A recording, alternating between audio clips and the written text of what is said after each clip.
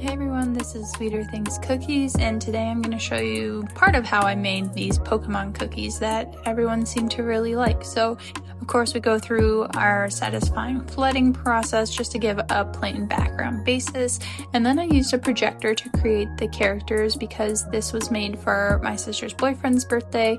And when you have characters like this, you know, I really like to make sure that they actually look like the characters that they're supposed to because people love them for who they are. So I used my edible ink marker to just make the outline and projected the shape on, especially with the ears for this cookie. I had to make sure that they were measured properly, so you could see me kind of measuring the middle of the cookie to where the ears are and making a few adjustments based on it so that it would fit on the cookie and be around the same size as the other ones.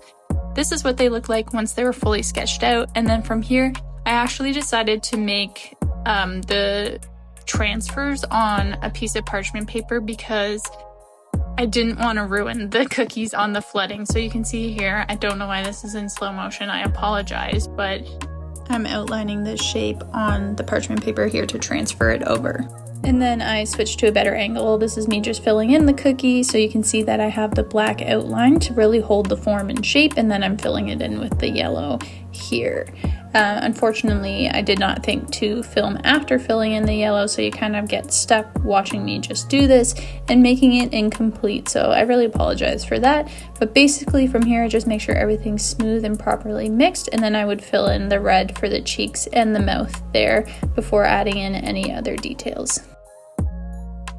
So this is me just mixing up all the colors, getting rid of the air bubbles, and then adding in some of the final details. Again, with the pink or red, I would have just put that in the tongue and the cheek, and essentially I let this dry overnight so then I can transfer it with white icing directly onto the flood. It avoids it being messy and creating all those marks on the actual cookies. So that's how I made the Pokemon cookies. Hopefully next time I'll get better video. This is Sweeter Things Cookies. Thanks for watching.